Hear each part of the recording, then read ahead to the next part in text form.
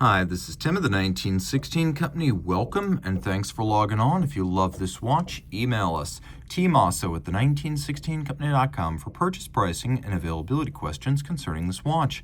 Today, a fascinating Chinese market-focused Omega Constellation Double Eagle Chronograph, a 35mm titanium watch dedicated to the Mission Hills World Cup, which is actually held in China. Omega launched Mission Hills World Cup commemorative editions for 2007 and 2009, but the 41mm variants are the best known. Inside of China, there was also this 35mm variant that was created specifically for the domestic market. It includes elements of the 1980s Griffin Claw constellation design, sometimes known as the Manhattan, but with the sporting style Double Eagle set of features and resistances that were calculated during the 2000s to make the Constellation a sports watch. So a fascinating combination of traits in a watch that's very easy to wear. In titanium, 35mm in diameter, it is 13.9mm thick, and it's basically a lugless watch with a span of 38.5 from lug tip to lug tip. When I put it on my wrist, I feel like this is pretty much the perfect size for a sporting Connie. It's a unisex model to be sure, because on my wrist of 16 centimeters, it feels ideal. I'd opt for this over the 41, and I would know because I've also reviewed the 41. You can see from the top how short it is lug to lug. This angle always exaggerates the width of a watch, and yet the lugs are still inboard at the edge of my wrist. It's readily apparent down the barrel. It'll even fit decently under a cuff. I could recommend this watch for a wrist as small as 13 centimeters in circumference. The strap's a lovely piece, and I do enjoy the way it integrates with the case. You can see it's held on by screws and bars, which is a very secure way of fixing a strap to a case, far more so than spring bars. Also fascinating is how it's sort of countersunk into the case flank. This really is a watch without lugs. A few character lines to give it some distinction. There's also a bevel on the side and then on the bottom. You can see that the strap features a couple of little, shall we call them, pre-scored elements if you do need to, for example, measure this and strap it down.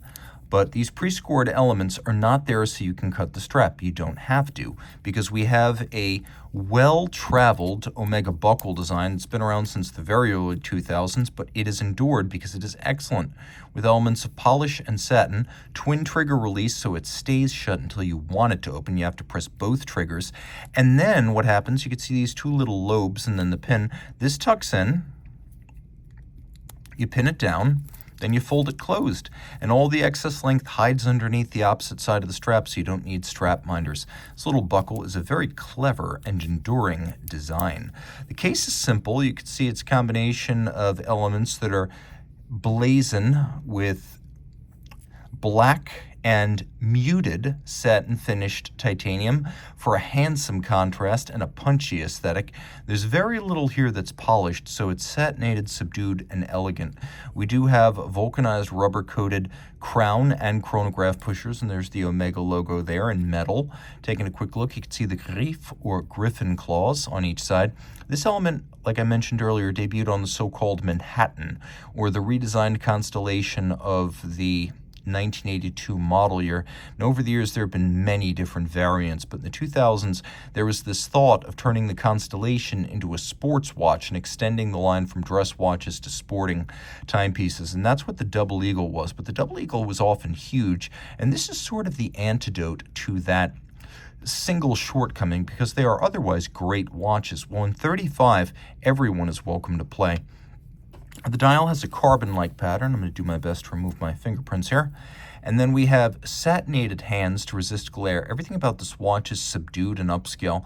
We have these beautifully faceted applique indices. The carbon pattern, azurage in the sub-registers for a chronograph hours and chronograph minutes. We've got running seconds over at 9 o'clock. You can see we've got this lovely lancet style counterweighted chronograph seconds hand.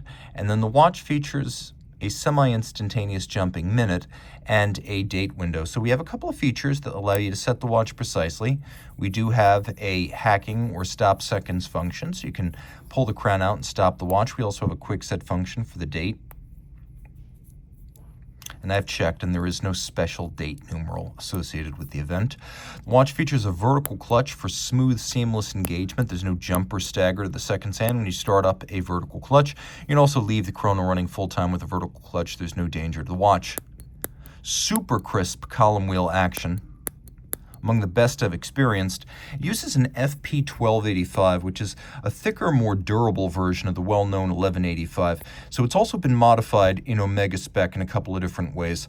You can see first, it has a coaxial escapement, tangential rather than sliding friction. It involves less friction and thus everything from lower maintenance to better timekeeping than a standard Swiss lever with its sliding friction. Remember, coax is tangential.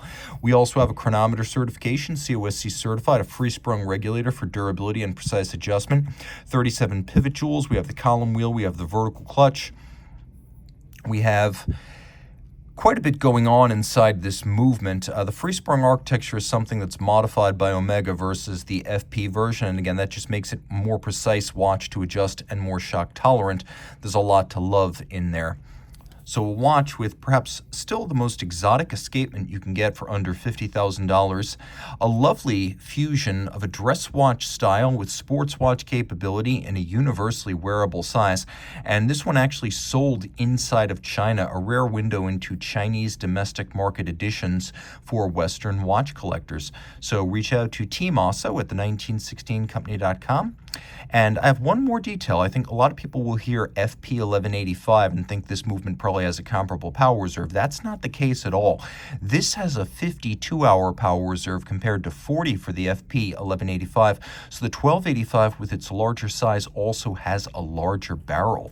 And I guess we better do a lume shot since this is a sports watch and the watch does have luminescence. Oddly enough, on all of the sub-registers, not a common treatment seen on chronographs. Reach out to Team Mosso at the1916company.com for pricing.